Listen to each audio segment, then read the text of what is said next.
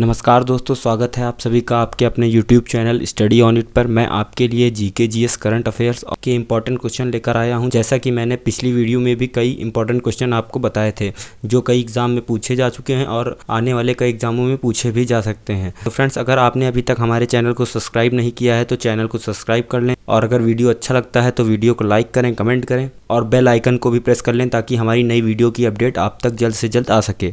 तो फ्रेंड्स, चलिए शुरू करते हैं। पहला प्रश्न है, वर्ल्ड हंगर डे विश्व भूख दिवस प्रतिवर्ष कब मनाया जाता है? वर्ल्ड हंगर डे विश्व भूख दिवस प्रतिवर्ष कब मनाया जाता है? ऑप्शन नंबर ए 27 मई, ऑप्शन नंबर बी 28 मई, ऑप्शन नंबर सी 29 मई, ऑप्शन नंबर डी 30 मई। तो वर्ल्ड हंगर डे जो है वो 28 मई को मनाया जाता है। कब मनाया जाता है? तो वो 28 मई को मनाया जाता है। तो ऑप्शन नंबर बी इसका सही जवाब हो जाएगा। अगला प्रश्न है दोस्तों, हाल ही में सन 2023-24 में ट्रांसमिशन लाइनें जोड़ने में कौन शीर्ष पर रहा है? हाल ही में सन 2023 से 24 में ट्रांसमिशन लाइन जोड़ने में कौन शीर्ष स्थान पर रहा है? Option number A Gujarat, option number B Uttar Pradesh, option number C Rajasthan, option number D Haryana. तो इसका जो सही आंसर हो जाएगा दोस्तों वो ऑप्शन नंबर बी हो जाएगा, उत्तर प्रदेश। हाल ही में सन 2023 से 24 में ट्रांसमिशन लाइनें जोड़ने में कौन शीर्ष स्थान पर रहा है? तो उत्तर प्रदेश शीर्ष स्थान पर रहा है। तो ऑप्शन नंबर बी इसका सही जवाब हो जाएगा। चलिए अगले प्रश्न पर चलते हैं दोस्तों। अगला प्रश्न है दोस्तों, प्रयाग स्तंभ अभिलेख निम्न में से किससे जुड़ा है? प्रयाग स्तंभ अभिलेख निम्न में से किससे जुड़ा है? Option number A Mahapragyanand, option number B Chandragupta Maurya, option number C Ashok, option number D Samudragupta. तो प्रयाग स्तंभ अभिलेख जो है वो समुद्रगुप्त से जुड़ा है। किससे जुड़ा है? समुद्रगुप्त से। प्रयाग स्तंभ अभिलेख समुद्रगुप्त से जुड़ा है। तो ऑप्शन नंबर डी इसका सही आंसर हो जाएगा। अगला प्रश्न है दोस्तों, इंपॉर्टेंट प्रश्न है, कई एग्जामों में पूछा जा चुका है और आगे भी पूछा जा सकता है। प्रश्न है, मंगल पांडे किस रेजिमेंट के सिपाही थे? मंगल पांडे किस रेजिमेंट के सिपाही थे? Option number A royal Gorkha rifle, option number B 34वीं Bengal native infantry, option number C Sikh regiment, option number D इनमें से कोई नहीं। तो दोस्तों इसका जो सही आंसर हो जाएगा वो ऑप्शन नंबर बी हो जाएगा, 34वीं बंगाल नेटिव इन्फेंट्री। मंगल पांडे जो थे वो 34वीं बंगाल नेटिव इन्फेंट्री के सिपाही थे। किसके सिपाही थे? 34वीं बंगाल नेटिव इन्फेंट्री के। तो ऑप्शन नंबर बी इसका सही जवाब हो जाएगा। इंपॉर्टेंट प्रश्न है दोस्तों ये। अगला प्रश्न है दोस्तों, बहुराष्ट्रीय सैन्य अभ्यास रेड फ्लैग 24 का आयोजन किस देश में किया जा रहा है? बहुराष्ट्रीय सैन्य अभ्यास रेड फ्लैग 24 का आयोजन किस देश में किया जा रहा है? Option number A France, option number B USA, option number C Japan, option number D Bharat. तो बहुराष्ट्रीय सैन्य अभ्यास रेड फ्लैग का जो आयोजन किया जा रहा है वो यूएसए में किया जा रहा है। कहाँ किया जा रहा है?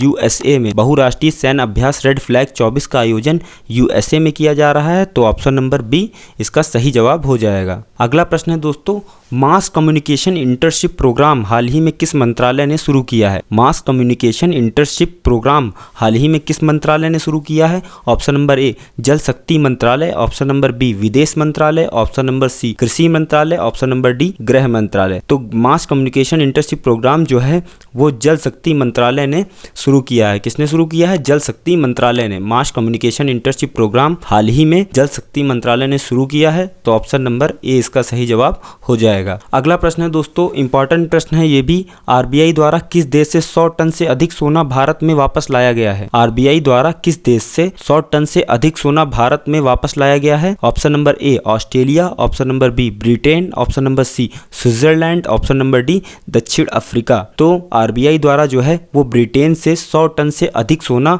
भारत में वापस लाया गया है। किस देश से? ब्रिटेन से।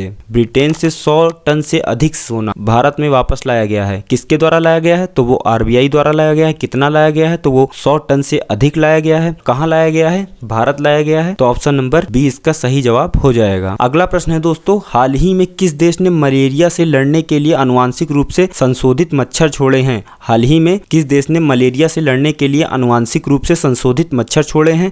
Option number A Egypt, option number B Djibouti, option number C Philippines, option number D Germany. इसका जो सही आंसर हो जाएगा वो ऑप्शन नंबर बी हो जाएगा, जिबूती। हाल ही में जिबूती देश ने मलेरिया से लड़ने के लिए आनुवांशिक रूप से संशोधित मच्छर छोड़े हैं। किस देश ने?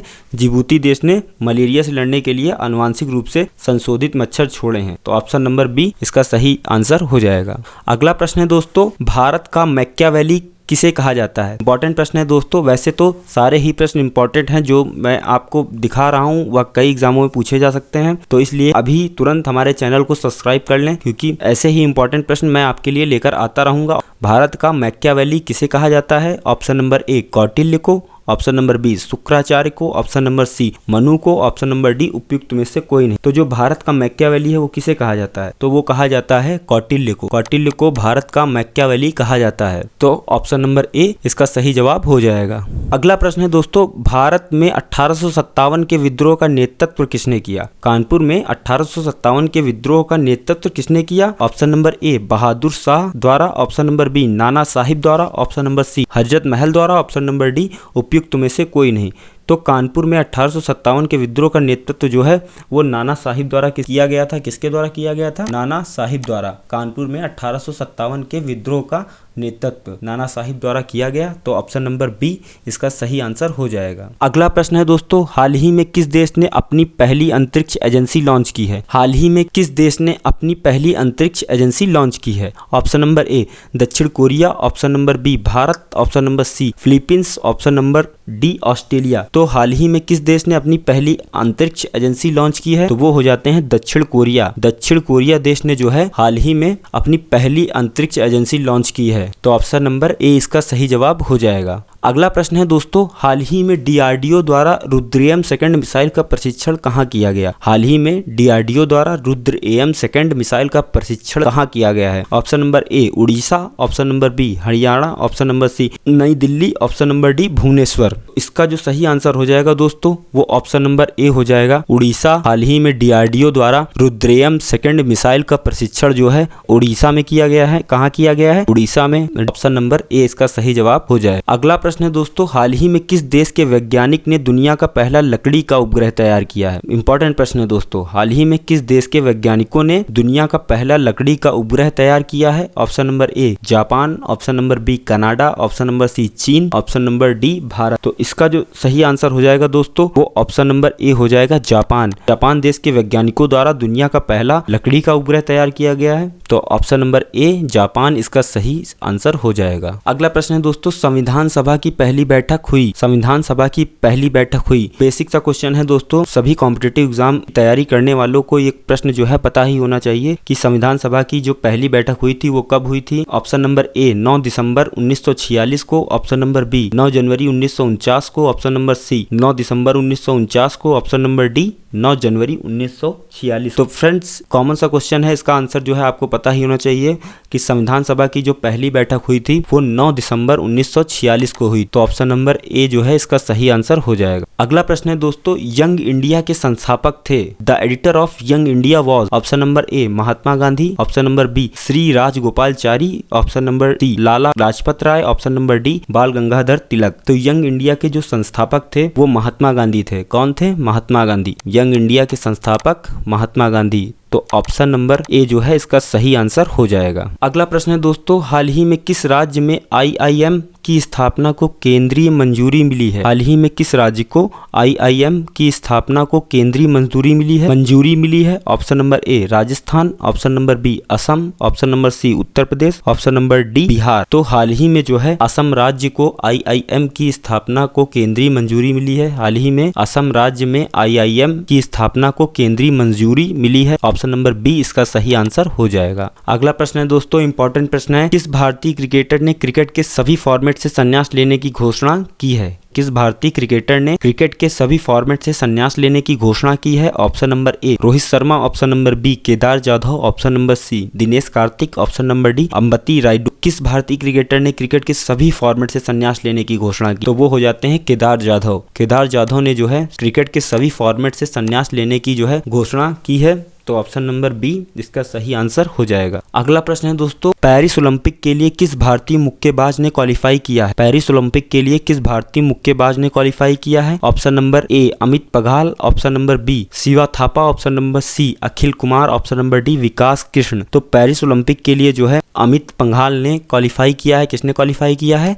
अमित पंघाल ने पेरिस ओलंपिक के लिए क्वालिफाई किया है। तो ऑप्शन नंबर ए जो है इसका सही आंसर हो जाएगा। अगला प्रश्न है दोस्तों, इंपॉर्टेंट प्रश्न है ये ये भी, 1 रुपए के नोट पर किसके हस्ताक्षर होते हैं? 1 रुपए के नोट पर किसके हस्ताक्षर होते हैं? ऑप्शन नंबर ए वित्त मंत्री, ऑप्शन नंबर बी सचिव वित्त मंत्री, ऑप्शन नंबर सी प्रधानमंत्री, option number D governor RBI. तो 1 रुपए के नोट पर किसके हस्ताक्षर होते हैं? हस्ताक्षर जो होते हैं वो 1 रुपए के नोट पर सचिव वित्त मंत्री के होते हैं। किसके होते हैं? सचिव वित्त मंत्री के हस्ताक्षर जो है वो केवल 1 रुपए की नोट पर होते हैं। तो ऑप्शन नंबर बी इसका सही जवाब हो जाएगा। अगला प्रश्न है दोस्तों, लोकसभा चुनाव सन 2024 में किसे पूर्ण बहुमत प्राप्त हुआ है? बेसिक सा क्वेश्चन है दोस्तों, लोगों को पता ही होना चाहिए, गवर्नमेंट ही उसी की है। लोकसभा चुनाव सन 2024 में किसे पूर्ण बहुमत प्राप्त हुआ है? ऑप्शन नंबर ए इंडिया गठबंधन, option number B NDA, option number C Trinamool Congress, option number D DMK. पूर्ण बहुमत प्रदान हुआ है तो वो हो जाता है एनडीए। लोकसभा चुनाव सन 2024 में एनडीए को पूर्ण बहुमत प्रदान हुआ है, तो ऑप्शन नंबर बी इसका सही जवाब हो जाएगा। अगला प्रश्न है दोस्तों, हाल ही में नीले रंग की चींटी की नई प्रजाति की खोज किस राज्य में की गई है? हाल ही में नीले रंग की चींटी की नई प्रजाति की खोज किस राज्य में की गई है? Option number A Meghalaya, option number B Arunachal Pradesh, option number C Sikkim, option number D Assam. हाल ही में नीले रंग की चींटी की नई प्रजाति की खोज जो है वो अरुणाचल प्रदेश राज्य में की गई है। किस राज्य में की गई है? अरुणाचल प्रदेश राज्य में। तो ऑप्शन नंबर डी इसका सही आंसर हो जाएगा। अगला प्रश्न है दोस्तों, विश्व पर्यावरण दिवस हर साल कब मनाया जाता है? बेसिक सा क्वेश्चन है ये भी, विश्व पर्यावरण दिवस हर साल कब मनाया जाता है? ऑप्शन नंबर ए 3 जून, ऑप्शन नंबर बी 4 जून, ऑप्शन नंबर सी 5 जून, ऑप्शन नंबर डी 6 जून। तो विश्व पर्यावरण दिवस जो है वो 5 जून को मनाया जाता है। कब मनाया जाता है? 5 जून को। तो ऑप्शन नंबर सी इसका सही आंसर हो जाएगा। अगला प्रश्न है दोस्तों, H5N2 वायरस किस बीमारी से संबंधित है? H5N2 वायरस किस बीमारी से संबंधित है? Option number A bird flu, option number B eye flu, option number C swine flu, option number D इनमें से कोई नहीं। तो H5N2 वायरस जो है वो जो है बर्ड फ्लू से संबंधित है। किससे संबंधित है? Bird flu. H5N2 virus bird flu से संबंधित है, तो ऑप्शन नंबर ए इसका सही आंसर हो जाएगा। अगला प्रश्न है दोस्तों, लास्ट प्रश्न है, हाल ही में कौन एप्पल को पीछे छोड़कर दुनिया की दूसरी सबसे मूल्यवान कंपनी बनी है? इंपॉर्टेंट प्रश्न है दोस्तों, ये आने वाले एग्जामों में पूछा जा सकता है। हाल ही में कौन एप्पल को पीछे छोड़कर दुनिया की दूसरी सबसे मूल्यवान कंपनी बनी है? Option number A Meta, option number B Nvidia, option number C Wipro, option number D TCS. कौन सी जो है कंपनी जो है वो एप्पल को पीछे छोड़कर दुनिया की दूसरी सबसे मूल्यवान कंपनी जो बनी है एनवीडिया हो जाए? कौन सी कंपनी? एनवीडिया कंपनी जो है वो एप्पल को पीछे छोड़कर दुनिया की दूसरी सबसे मूल्यवान कंपनी बन गई है। तो ऑप्शन नंबर बी इसका सही आंसर हो जाएगा। तो फ्रेंड्स ये थे आज के जीके जीएस और करंट अफेयर्स के इंपॉर्टेंट प्रश्न जो कई एग्जामों में पूछे जा चुके हैं और आने वाले एग्जामों में भी पूछे जा सकते हैं। तो फ्रेंड्स अगर आपको हमारा वीडियो अच्छा लगा हो तो वीडियो को लाइक करें, कमेंट करें, और यदि अगर अभी तक आपने चैनल को सब्सक्राइब नहीं किया है तो चैनल को भी सब्सक्राइब कर लें और हमारी नई वीडियो की अपडेट के लिए बेल आइकन को प्रेस कर लें ताकि हमारी नई वीडियो की अपडेट आप तक जल्द से जल्द आ सके। जय हिंद, जय भारत।